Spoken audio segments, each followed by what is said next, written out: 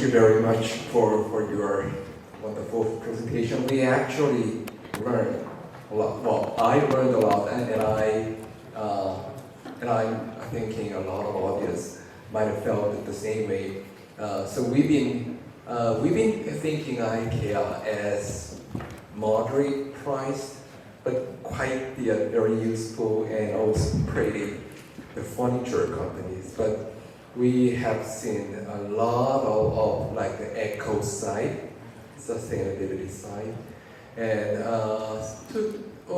so we've been wondering how to combine the environmental value, green value with the business, and actually business world is harsh and crucial. It's like a jungle, and being green might be sometimes they are helpful to survive, but sometimes you can some other or you can be the victim of the big angry more dangerous animal, which is non-green. But certainly we have seen a lot of not just product but value that will determine the longer sustainability of company and longer sustainability of our society. Okay, so it was quite thought-provoking, and I'm very glad to see that a lot of I didn't watch it carefully, but a lot of your delivery trucks are EVs, and maybe at some point why not hydrogen, but certainly, I think that will be the wonderful way.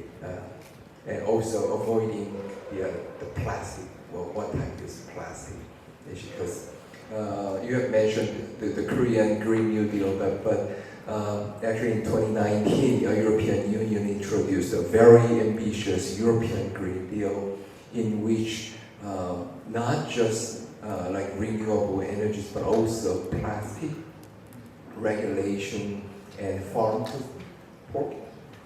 Because it's more agricultural, kind of sustainable, the agricultural agenda. So, certainly in that sense, Europe and Korea are moving together in a much greener and net-zero society. Okay, so I actually have a couple of questions. We opened the website to get some of your early question. So I may pick up a couple, and then I will open the floor to get the question from the floor. Okay. So you already mentioned several times in during your presentation, but while doing business here in Korea, what was unique? What was most unique in Korea, which can be the real opportunity to Ikea Korea, but at the same time it could be the big obstacle vis-a-vis France and Sweden or even China. So what's the kind of the biggest merits of doing business here, and what is the biggest obstacle in doing business here? Thank you. What I did not mention before that is maybe relevant when I answer your question here is that when I was an exchange student here, I fell in love both with Korea and with my wife, who is Korean. So I've actually been coming back over the years to Korea, and by that, long before Ikea opened here, I actually built the summer house on the south coast, and I was then forced to buy furniture from our competitors at the time. So based on that, I would say that one of the biggest opportunities that I believe we created was that we lowered the total price of home furnishing drastically, because the competition had to lower their prices, otherwise they would be out of business. So I think that was a very important part that benefited the people, and what is good for consumers is good for us. So I think that was one. Then in Korea, if I look at typical segments of the range that are performing very well, I would say storage solutions are flying out from the shelves in Korea. Korean people have, you might be aware, but the average living space is considerably larger in Korea than in Japan and China. And I believe before we came to Korea, we believed it would be a little bit the same. But Korean people have a lot of stuff. And many people are not so willing to throw away that stuff. So storage was unbelievable. Another thing that has been an enormous opportunity in Korea, that is the children's range. Both because the children's range is very, very safe. It's tested and complied with all regulations worldwide, but it's also very affordable. And we mix play with learning. And Koreans like when you mix play with learning, or learning with anything. So that has also been absolutely amazing. If I then look at the obstacles, there have been quite a few. One obstacle when we came in was that the people that were in the home furnishing business thought that we would actually kill the entire business.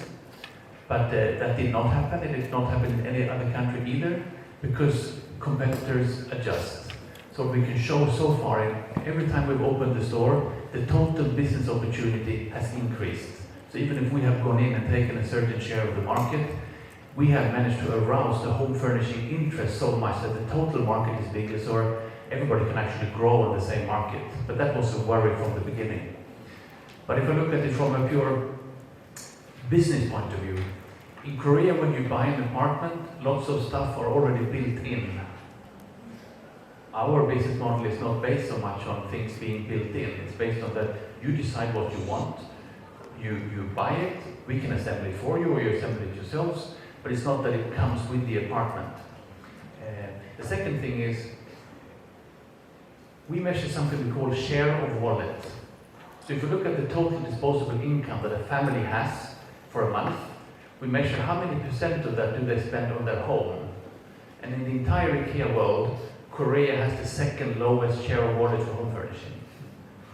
It's 2.3% in Korea compared to 5.5% in Sweden, which means that even if you have 50 plus million people with a good income, people spend very little on our part. And the main reason is that Korean people have a fairly functional relation to their home. It's something I buy, it's an investment, we sleep there. It doesn't have to be very personal. I seldom invite friends to my home. They are very social, but I invite them outside to a restaurant or something like that. If I compare to Western Europe, where we have a very emotional relation with the home. It's grandma's photo, it's my children's photo, maybe even my wife's photo. I mean, it's very much me, and it's my memories from trips and so on. So of course, that small share of wallet, that is another challenge in Korea, where only Japan has a lower share of wallet in the world. So how can we, because we genuinely believe that the home is the most important place in the world. And of course COVID was, in that sense, an opportunity. I don't say COVID was good, but for the many consumers in Korea to discover that my home is not only a place to eat with family, watch TV, sleep and study. It's a movie theater, it's a cafe, it's a place to work, it's a place to do yoga or whatever, all these kind of things that you were suddenly unable to do at the place you used to do them. So we'll see, but we see a shift in Korea when it comes to how people rely or to their home in a sense. Yeah, so the function versus emotion to homes. Yes, well certainly, yeah, but that is also related with the lifestyles, and also their kind of the way of thinking about their residence and homes and furnitures. Okay, right. And I have this wonderful question here. You have briefly mentioned plant ball in your slide, but what is your favorite things to eat at Ikea restaurant? Which is your favorite thing? I'll be brutally honest. Okay. I think right now, I think the pork ribs. Okay. Not the most sustainable, but Okay. they are very good. And the salmon, I always love the salmon, especially the. It's not raw, gravad. I actually don't know how to say that, but it's smoked in the best way. Smoked salmon, and that is very sustainable. By the way. So I would say these two are probably my favorites right now. Yeah. And well, this is very nationalist sounding question. Well, I often go to Northern Europe, either Oslo, Stockholm, or Helsinki in the airport, or in Amsterdam. I used to pick up some small salmon. Okay, and how would you say, which salmon is the best? The Swedish, the Norwegian, The fact is that the Baltic Sea salmon or North Sea salmon? I wouldn't know. The important thing for me is that the salmon we sell is actually Norwegian. It's from Norway, but it's certified. It's certified that it's sustainable salmon. I think that's the most important. Then, from a taste point of view, I actually don't know if there's any difference. Yeah, I see. Well, I actually asked the same question at the Swedish embassy. and of course, well, they were saying yes. Well, Norway has a big salmon farm, but actually a lot of salmons will, especially in the Baltic Sea area, will find the Swedish river too small. So somehow they have some address, a permanent address in Sweden. Yes. Okay, wonderful. Maybe one, yes, I want to ask just one more question and we'll open the floor, because I have a 3-page question from the web, but I'm selecting only the 3 one. Only 3. Okay. It might be somewhat like well, I might have asked this question at the ending stage, but there are nowadays many young Korean students or entrepreneurs. They want to start up a new enterprise, and so there are many. I guess even in this the lecture, there are a lot of aspiring entrepreneurs. And what would be your advice as CEO and CSO of Ikea? What would be your advice to many aspiring future entrepreneurs here? Thank you. I think first one is be brave. Huh? It's okay to fail. It's okay to make mistakes. You will stand up again.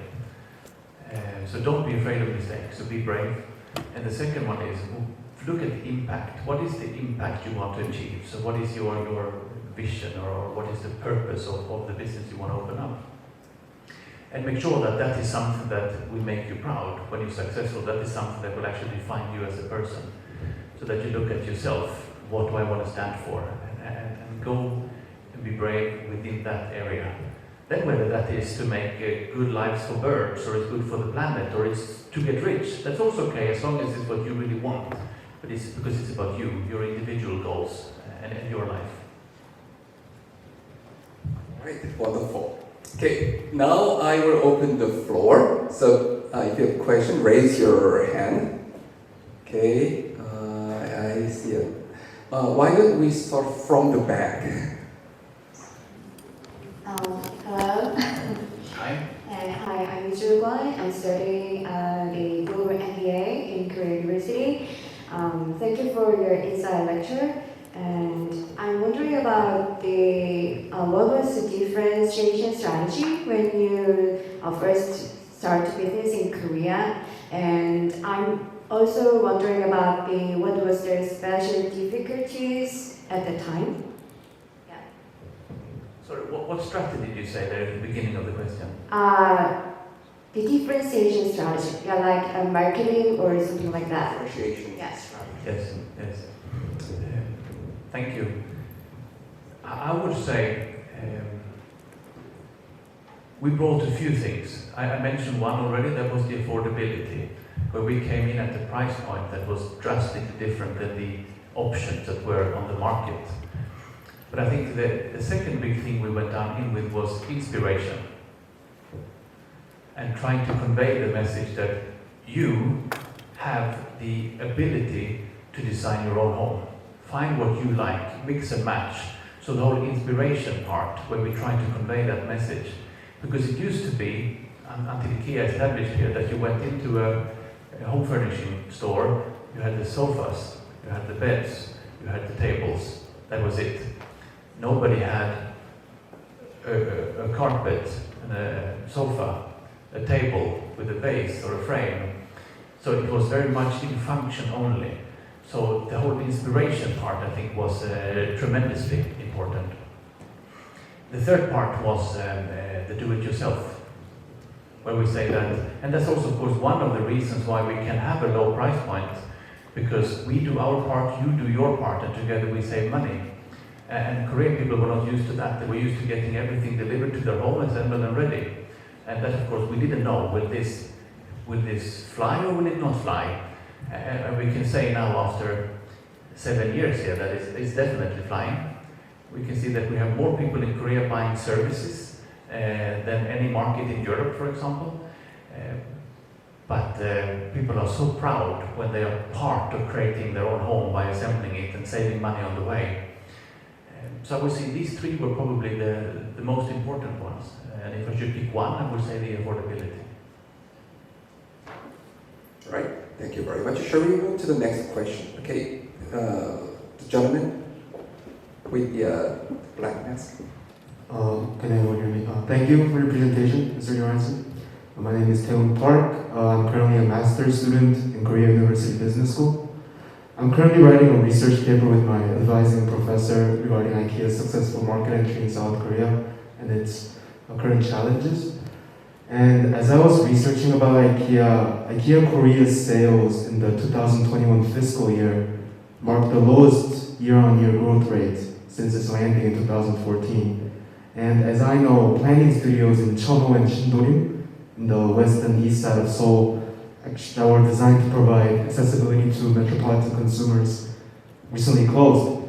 And not as a consumer, but as a business school student, I just have to ask, regarding market competitiveness, what is Ikea doing to compete with domestic rivals such as Hansem or Hyundai Livar regarding the rapidly changing retail business or e-commerce, while trying to achieve, as you said, planet positive by 2030? Thank you. Thank you. Thank you. Good question. And we had the annual press conference with media here 2 days ago. So I even have the numbers clear. Thank you. Good timing.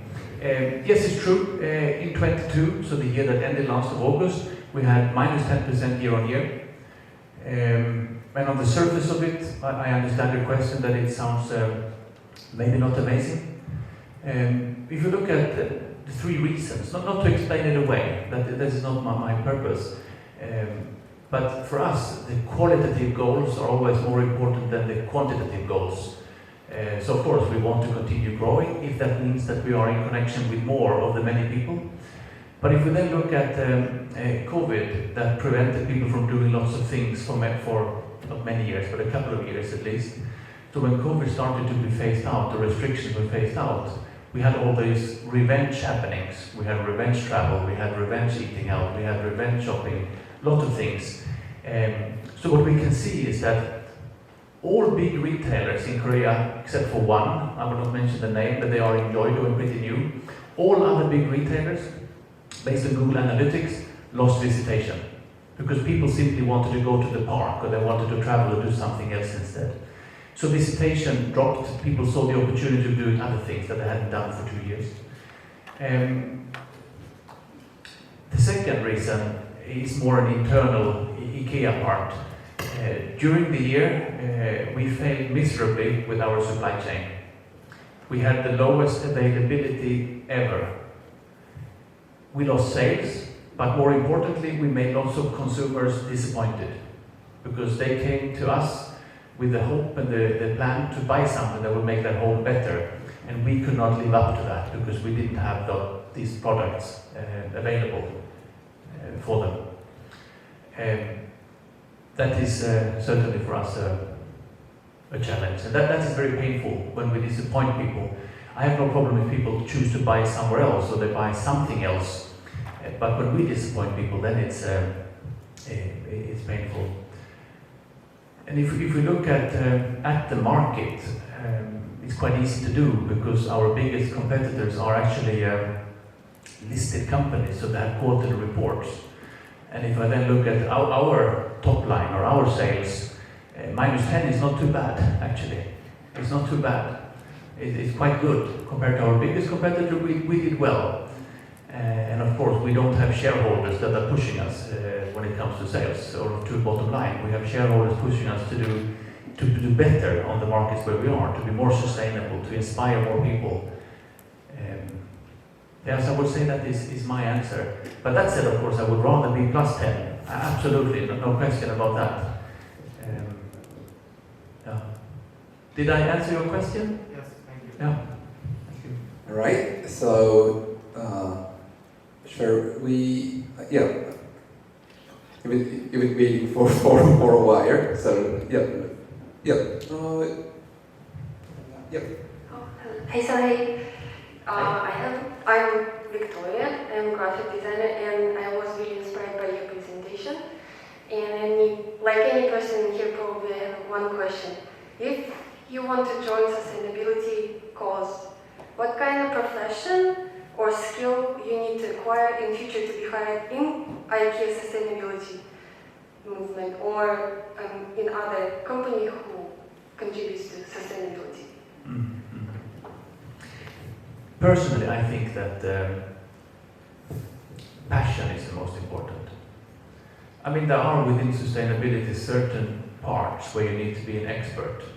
I mean, if we now, as I said, we have quite a bit of money on the table to buy wind turbines in Korea. I can't do that. It needs to be somebody who understands wind turbines. But for the bigger scale when it comes to sustainability, somebody with a passion who can inspire others, whether it's colleagues or it's consumers or it's government officials, but the passion, because whatever you have passion for, you will do well with. So that is by far the most important. Skills you can learn. Okay, why don't we move to this side? We have three. Okay, so. Yep. Hi, I'm also from Sweden, so I have kind of a question related to Swedish diplomacy and Ikea. So I've actually also been in Korea for 5 years, same as you. And I remember when Ikea first was entering the market, I know a lot of my Korean friends were saying that, oh, we believe in Ikea because they're representing the Swedish kind of family values and everything like that. However, these days I think it's kind of has changed to the other way, that people are thinking of Sweden as Ikea country almost. And I think that is something that we've seen in the US market as well, not over the last few years, but over the last 20 or 30 years, that in the beginning, Ikea was kind of gaining a lot of value from being a Swedish company, even though the headquarters is not in Sweden anymore. But do you think that Ikea is actually providing soft power for Sweden now, rather than Ikea gaining from being a Swedish company? Thank you. I don't know how diplomatic to be. No, I think it's a mutual give and take, to be honest. I mean, I hear from the diplomatic staff here from Sweden in Korea, for example, that they feel that Ikea is also brought up as very Swedish, so they benefit from that point of view. And we certainly benefit very much from being Swedish, feeling that we have the values that we want to stand for, what Sweden is known for. So I would say that it's very mutually beneficial. As long as Ikea has a good reputation, it's good for Sweden, and as good as Sweden has a good reputation, it's good for Ikea. And if anyone screw up, then I guess the other one will try to distance itself from the faulty party. But no, I think it's a very positive relation. All right. We certainly the time is a little bit limited. I think with the Q&A will I guess almost forever, maybe 3-4 hours. But actually, there is another event in this lecture, maybe something around 5:30. We still have time for maybe 1 or maximum 2 questions. So, okay, maybe, yep, one more question. Hello, I'm from, I'm majoring in law. So I recently read the newsletter about the green taxonomy in Europe, and after reading that, I thought it was very stricter than Korean policy about the environmental policies. So after listening to your lecture, I thought, is it possible to adjust your company policies to match the green taxonomy. Is it possible to become one of the green companies in Europe that doesn't violate the green taxonomy? Taxonomy. Green taxonomy of the Europe. I said. Are we violating it today? No. I was thinking about, is it possible to become the company that use all renewable energies 100% and reusing all of the furnitures to become the renewable things? Is it possible in Korea or? Thank you. Yeah, I mean, when we say here that we should both use 100% green energy and 100% of our products should be made from renewable and recyclable materials, that is what we're going to do. We don't have all the answers today of how. When it comes to green energy, I don't know every country, but I would say that Europe is basically there when it comes to green energy. And as I said, as a total company, we actually produced last year already more green energy than we used. So that one I think is, in most countries, the easier one. The two countries with the most difficulties is China and Korea when it comes to green energy, and that is due to what is offered on the market and how that is done. And that is why both in China and Korea we need to, if things don't change from a government point of view, then in both these countries we will need to go in and buy energy production. Otherwise we will not get there.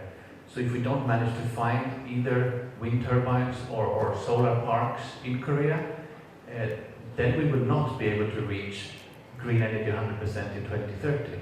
But I believe that we can find them, and I also believe that the government will, maybe slowly but clearly, move in that direction to make more green energy available and give incentives to people that are producing it.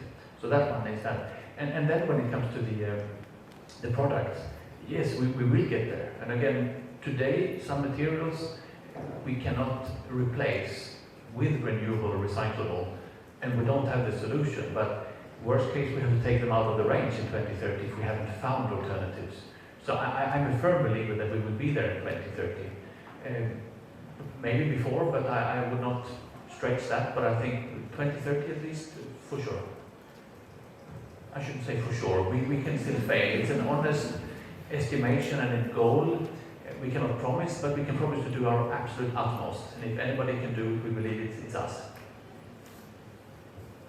Yeah, actually, I remember it was yesterday or the day before yesterday, for example, Samsung Electronics, the biggest company in Korea, announced a huge plan to go for low carbon and much lower carbon, and promised almost like $7 billion investment purely on that decarbonization, the project investment. So I think there are some forerunners. Ikea is certainly a leading sustainability company, and they are making good impact, and the impact will make a lot of ripples. So it will be spread out, and other companies will also join in this positive, the ripples. And I think that will be more, not just regulation side, but more the market-driven and also value-driven, the transition and the change of our lifestyle and the changes from the grassroots will be really essential for the sustainable future. Just to underline there, I think this grassroots movement, or the consumers, when the consumers have a voice, especially for global companies, I mean, if one country, or let's say the US West Coast, which I would say was the first when it comes to being very, very understanding of sustainability and the importance. If you are on the US West Coast and you're in Europe and you're in Korea, you could have different ranges, but for us, we don't have that. So if you want to comply with the US West Coast, that means that automatically Korea and Sweden will also get the same standard product, so to speak. And so don't forget that as consumers you have an incredible power, because you only do business with companies that you identify yourselves with, companies that believe what you believe. Maybe not for everything you do in your life, but more and more we can see that the younger generation, they want to believe the same thing the companies they spend their money on, what they believe. So you're in charge. You're in charge. Yeah. Don't underestimate your power. We are all stakeholders, and we are all the masters of this society, and the owners of the green future, sustainable the future. Okay, this is an excellent point. And upon that note, I think we have to close this Nordic-Benelux Innovation Factory. And as expected, today's Innovation Factory produced a wonderful item of the food for thought and the idea for our sustainable future. So once again, thank you very much for Mr. Fredrik Johansson for a wonderful lecture. So please join me in a big round of applause.